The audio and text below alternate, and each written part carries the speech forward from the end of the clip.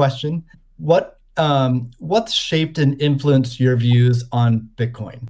And let's start with Kathy. Okay, Steve, thank you.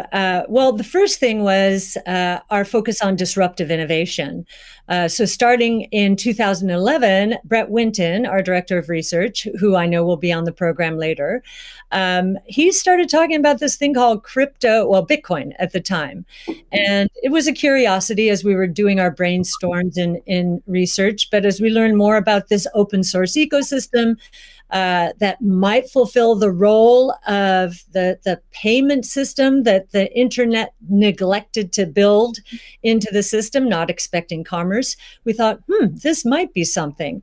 And then I became even more interested when I realized that my economics would come into play as well here. And Art Laffer, my mentor from USC, and a monetary scholar, in 2014, I asked him if he would collaborate on a paper on Bitcoin, and he was a bit of a naysayer at first, but agreed to read the paper. He read the paper, tore it up, and from an economics point of view, really wanted to understand this. And he said, I think you got something here. This is a rules-based monetary system. I've been waiting for this for my entire career. So the combination of disruptive innovation generally, economics on top of that, and the huge misunderstanding out there as to what this is, that was intriguing and launched our research effort. Thank you. Elon, what's influenced your views on Bitcoin? Well, I've thought about money for quite a while, obviously, since the PayPal days. And then the companies that preceded that, X.com, which I created, and Confinity, which Peter Thiel, Max Levchin, Luke Howry, and others created. When we combined the companies and made PayPal. So I've been thinking about money for a long time. And really, I think it's best to think of money as an information system, primarily an information system for labor allocation. For practical purposes, it exists in a series of heterogeneous databases, like very different databases in bank mainframes around the world. It moves quite slowly in reality. It seems to move fast sometimes, and it does with PayPal, which is real time. But the vast majority of the systems out there are batch processing. So the actual reconciliation may take 1 to 5 business days, sometimes longer. And you have the ACH system, which is ancient and still in operation, which allows transfers effectively like a check would be an ACH transfer, but it's not secure. And you've got the credit card systems, which are also not secure. It would be like handing your username and password to a stranger in a restaurant if you buy a meal. So there's definitely an opportunity for something that is better from an information theory standpoint. So and there you can think of it like data on a network. I think is the way to view it. What has the most throughput? What has the least error? What drops the fewest packets? Fraud, for example, being a source of error, and government interference in currencies being a source of error. But it's fundamentally an information system. So I think it makes sense to support something that improves the quality of information with which we conduct the economy. And Bitcoin is a candidate for that. It does, I think, some things well, and it's obviously it's evolving, and there are additional things like Lightning being done on top of Bitcoin. But Bitcoin per se is mostly solving for scarcity, or rather solving for essentially having no throat to choke, decentralized. So there's no one who can be coerced in any way to empty their Bitcoin account. Well, I guess they could technically, but on an individual basis, but the system as a whole cannot. And it has an open ledger, which is also quite good. But transaction volume is low. Transaction cost is high, and usability for the average person is not yet very good, but it has a lot of potential. And I should say that, like, I'm not, and I apologize for taking a long time, but there certainly is a lot to say. In general, I'm a supporter of Bitcoin and the idea of cryptocurrency in general. But as I've said publicly, we do need to watch out for crypto taking, especially Bitcoin, using proof of work to maybe use energy that's maybe a bit too much and not necessarily good for the environment. So, but on balance, I support Bitcoin, and I'm not an investor. The only publicly traded stock I own is Tesla, and the only significant thing I own outside of Tesla is my SpaceX stock that could help create both companies. So, but apart from that, I do own Bitcoin, and Tesla owns Bitcoin, SpaceX owns Bitcoin, and then I do personally own a bit of Ethereum and Dogecoin, of course. So. Okay, great, thank you. And we'll get into some of those issues in more depth as well. Jack, how about you? What shaped your views of Bitcoin? The network and the community. It's deeply principled. It's weird as hell. It's always evolving, and it just reminded me of the internet when I was a kid. And I encountered alt cypherpunks when I was fairly young, and this was a topic of discussion for years. I didn't touch it until 2008 when we started Square. Elon and teams at X and PayPal inspired a lot of what we were trying to do, trying to bring in more to a physical world, but we encountered this crazy predatory system that was slow, that was obtuse. And I think, one of the things that we tried to do, which X and PayPal also tried to do, is build an abstraction layer around this complication and around this predatory nature that the financial industry can tend to be, and make it work for people. But when I saw Bitcoin in 2009, you see a chance to replace the whole foundation. And everything that Elon was talking about in terms of ACH and the credit card networks were built with very different agendas in a very different time frame. And it's crazy that they still exist, and they have scaled, but they just are not relevant to today, and they're certainly not relevant to the future, especially when you consider the entire world and countries like Nigeria or Ghana or India, and its interconnection with countries like the United States and Canada and all over Europe. So what really drove my thinking and drives my passion around it is, like, if the internet gets a chance to get a native currency, what will that be? And to me, it's Bitcoin, because of those principles, because of that creation story, because of its resilience, because of the number of tests it's been. But what inspires me the most is just the community driving it. It just reminds me of the early internet. It's the only reason that I have a career, because I learned so much from people like who are building Bitcoin today, and I continue to learn in that sense, and I'm so grateful for it. So that's a good segue into the next question I'd like to ask you, Jack. Is you said before that Bitcoin changes everything. Can you speak more to that?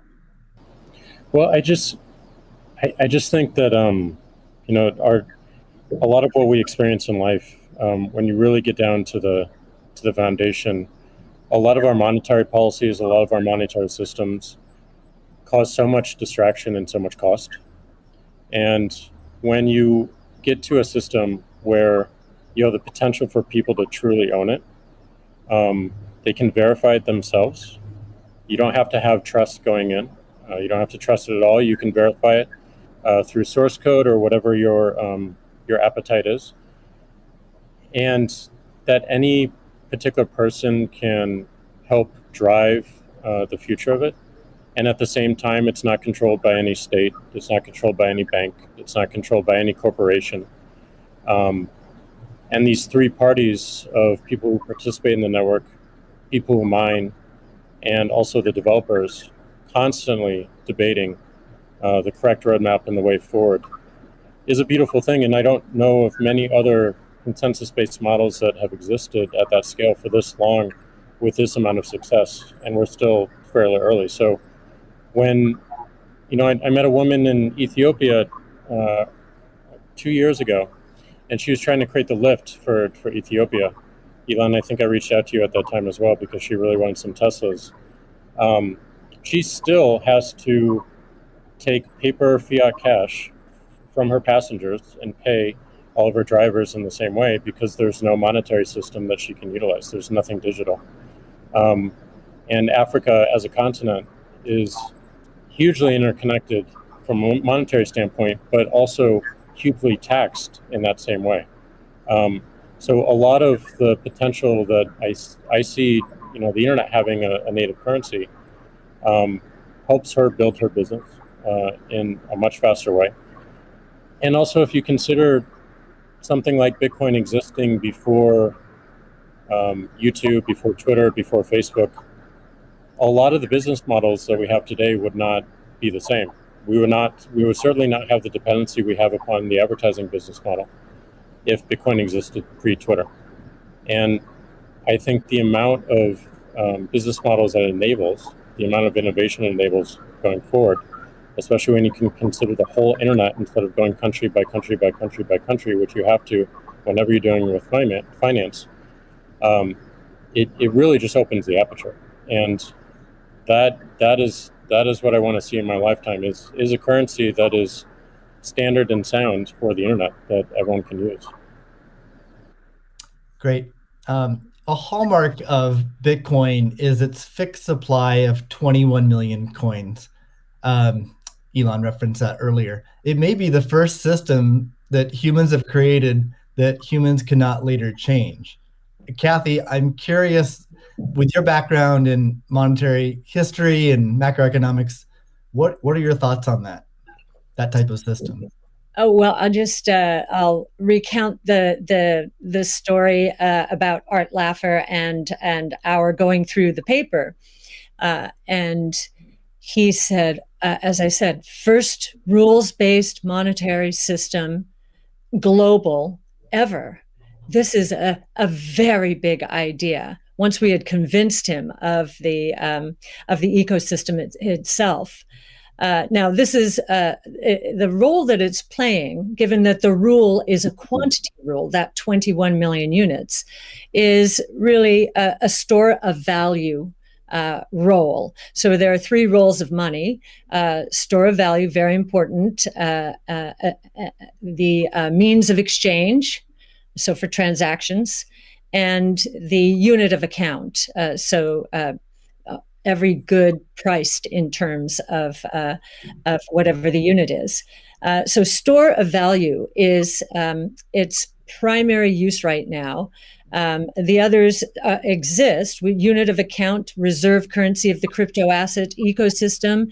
That's being seeded a little bit towards stable coins right now. But the store of value is a very big role. And means of exchange with apps built on top of the Bitcoin blockchain, we think is going to become more of a reality. Right now, high value transactions take place over Bitcoin, and that is a very useful role. So we look at those, and I remember saying to Art, "How big could this be?" And he said, "Well, how big is the U.S. monetary base?" Well, today it's $8 trillion. $8 trillion. At the time we were talking, it was $4 trillion. So we've gone through another crisis since then. And so this store of value, this idea that purchasing power will go up over time if demand rises relative to supply. Supply ultimately fixed at 21 million units. That's a very good thing. Purchasing power going up globally around the world. And this idea that it's a hedge against confiscation of wealth. And that can take place in a myriad of ways. But inflation, and especially hyperinflation in emerging markets, is the primary way. Talk about destroying purchasing power. So that's a very big idea. And I'll also mention deflation. In some ways, it's a hedge against deflation. I know some people are confused that we at ARC think that we're in a deflationary environment here in the United States. If that is true, the odds of a hyperinflation in the rest of the world, especially in emerging markets, is also true. So, but this deflation, and we learned from 0809, there's counterparty risk associated with deflation. And I think Bitcoin would be a hedge against that eventuality as well. So it's a very big idea. Right. I suspect among us, there's not a lot of debate about Bitcoin's potential as a store of value. But Jack, you referenced earlier it being or becoming the native currency of the internet. Can you speak more to that, and also how it relates to maybe how institutions think about it?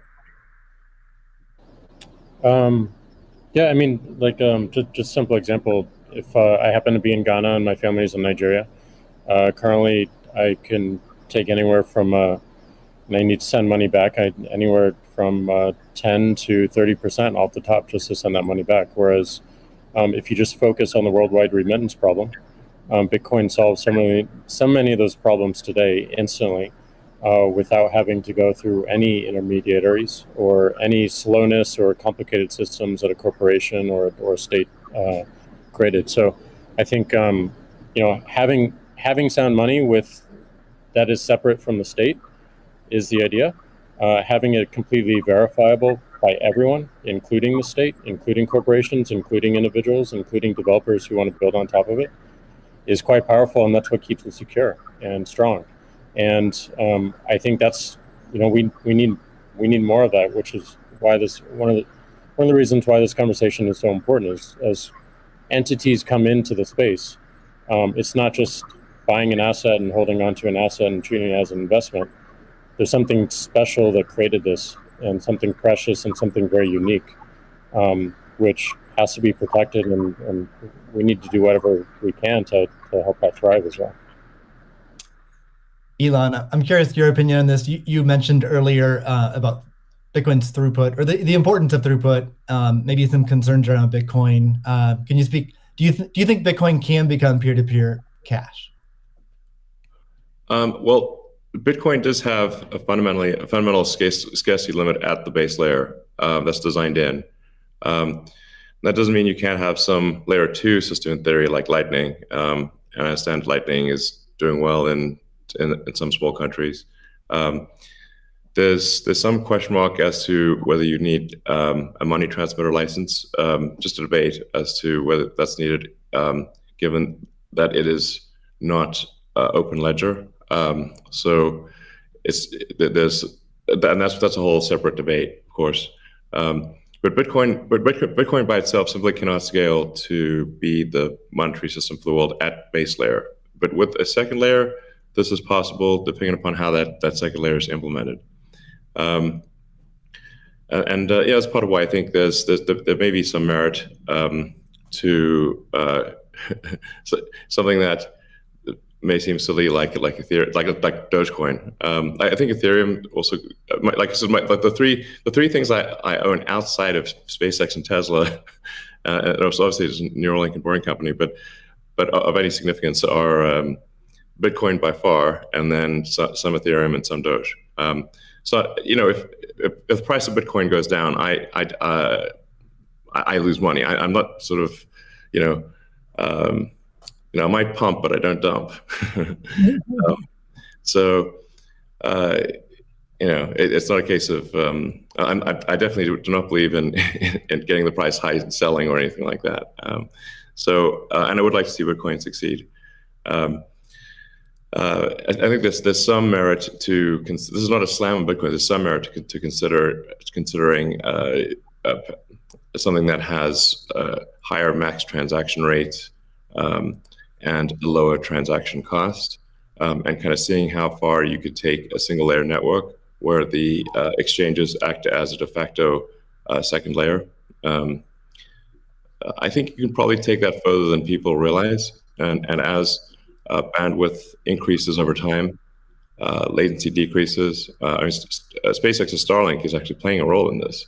And I think long term, people will probably have access to worldwide access to gigabit level connectivity at low latency, and so at low cost. And so then your base layer could do a lot of transactions if you take that into account. So yeah, but like I said, Bitcoin with a layer 2 system, so they could scale to do a vast number of transactions. Same goes for Ethereum. Question about the scaling at the layer 1. The concern from the past 5 years of debate in the Bitcoin community is that would sacrifice too much decentralization and hurt the censorship-resistant properties of Bitcoin. I'm curious if what are your thoughts on that? Are you sensitive to that? And are you concerned about losing some of the special properties of Bitcoin or another cryptocurrency by scaling at layer 1? Yeah, I mean, these things are helpful to use the physics tools of thinking and say, scale up, scale down, and see if it still makes sense. So if scaling up the transaction block doesn't make sense, why don't you scale it down? And have it be, so that somebody, with a laptop from 2008 can still run a Bitcoin node. Why not slow it down? Oh, you want to slow it down? Well, maybe you're at the wrong number then. there's actually there's members in the community that do want to slow it down, but I understand your point. It's silly. The reality is the average person is not going to run a Bitcoin node. So this is and Bitcoin. It was a lot of clever ideas, but these parameters were set. I don't know in 2008 or something, maybe 2009. And there's been some improvements since then, but not a lot. So, it's sort of like there was still in 2008 there was still a non-trivial number of people on modems. So, now it is quite common to get 100 megabit connection just for a house. Some houses have gigabit connections. So, and that trend is obviously in the direction of higher bandwidth and lower latency. And if somebody else doesn't do it, Starlink certainly will. So I have high confidence that you will be able to maintain a decentralized finance system while still having a much bigger blockchain, aka ASCII text ledger, a hash ledger. You can make the hash ledger bigger without suffering from decentralization as the average connectivity improves, obviously. One idea would be to to put a Bitcoin full node in Starlink terminals. That way more people would be running it. Actually, I have run this by the team at one point. I had this idea, which is kind of off the wall, but let's say you need a little space heater. And normally your space heater would just be pure entropy. Well, what if that space heater was also a Bitcoin, Ethereum, Doge mining node? Pick your currency. And so then you'd be heated up, and you would also mine your crypto and have connectivity in one. I love that idea. Yeah, I mean, better than running a space heater. Absolutely. Are there any other, so you're drawn to Dogecoin a little bit. Are there any other gaps in Bitcoin that you see that cause you to be drawn towards Dogecoin? Oh, I think, I mean, I think there's Doge has the Doge community. I think is somewhat irreverent, obviously, and has great memes and loves dogs, and I love dogs.